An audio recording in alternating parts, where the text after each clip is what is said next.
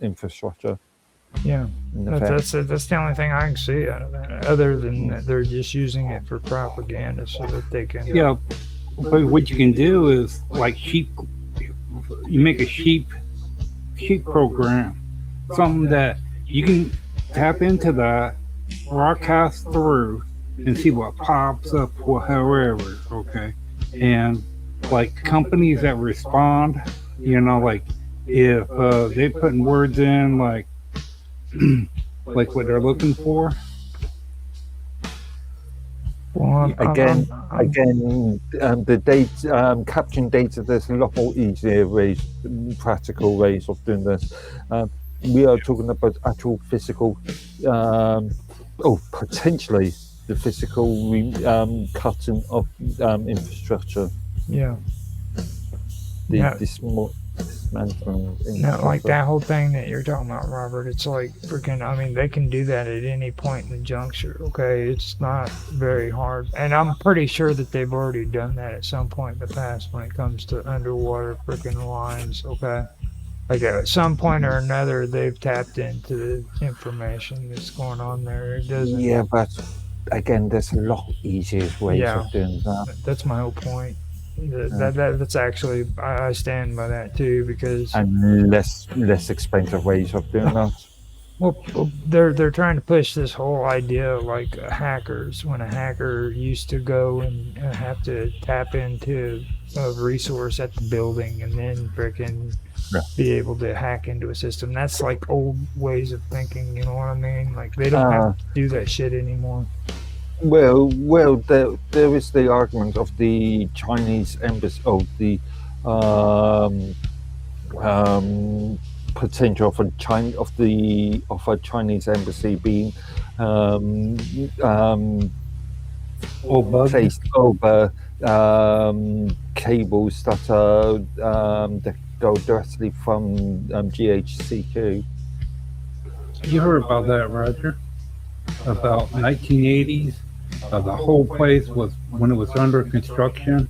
The Soviets added bugs and transmitters in the phone lines and all. But yeah, I mean that's standard protocol. If you're going to be a good spy, you better do it right. I mean, yeah. Back in the 1980s, we were all using analog devices, analog phones. But now, seeing as everything's digital, it's a lot more easier ways of doing that rather than actually physical. Yeah. Let me ask you a question. You gotta excuse Robert too because he thinks like that. He goes all the way back to like the 1980s and 90s and stuff when it comes to technology. Like I told you, he's still a big fan. The world has moved on quite significantly since 1980. He's still a big fan of PHP. So just to let you know. Well, I just figure it's like this: if you can take the communications of a computer, okay, the language of a computer, okay, and you can understand if you can manipulate that in such a way that you can take and make that computer language work for you, where when you talk, you can talk to other computers and you can more or less railroad your own, like you can add things, you can by computer talking to them, like what happened to the AOL when the FBI raided their office. Okay, I'm not familiar. AOL got raided by the FBI because during that time in the 90s. Okay. These days, well, what is it? There's an Australian act which states that the security forces can actually, security agencies can actually modify users' social media content. I believe it requires warrants, but yeah, I can remember the Australian Act. unfortunately. But yeah, it's a fairly new one. It's within the last 4 or 5 years, 3 years maybe. But yeah, in certain circumstances, Australian security services can infiltrate or um, infiltrate a user's social media account and then add and modify or amend the user's Australian citizens' social media content. That's pretty neat. Yeah, and like I said, I can't remember the specific act.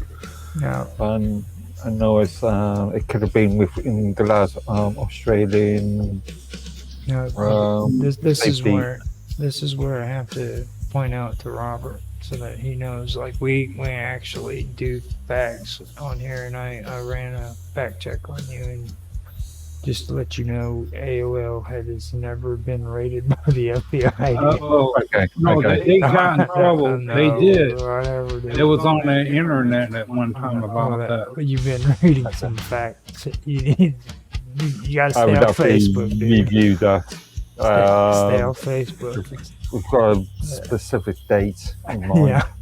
Yeah, about It says Well- the closest it came to is in 2002 to 2004 accounting investigation that happened.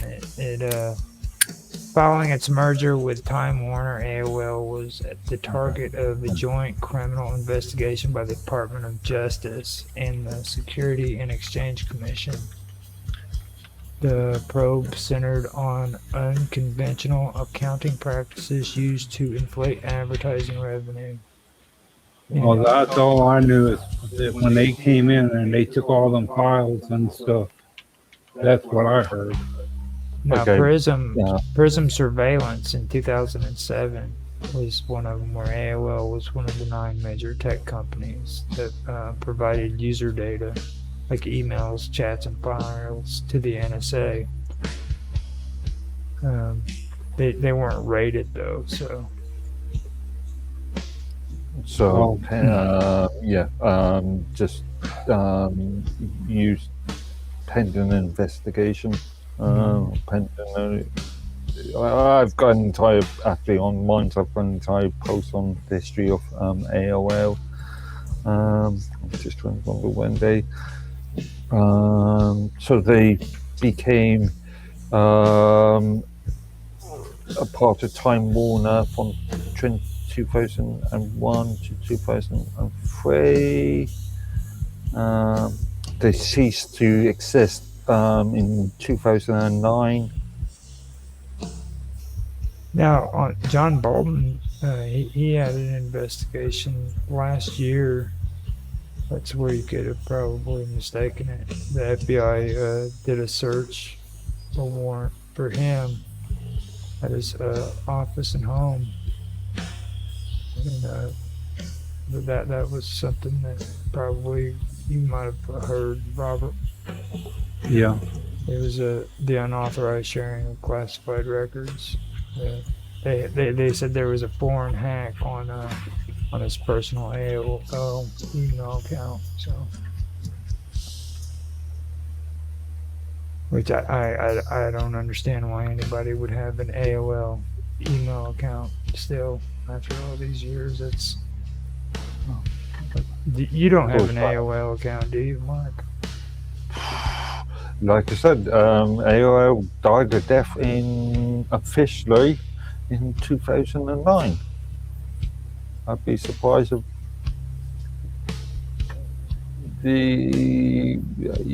AOL Time Warner. AOL.com is still alive. That's amazing, isn't it? It's an email. AOL email account. Like, Well, maybe somebody bought the domain and the brand. Maybe. well, I mean, can they disappear though?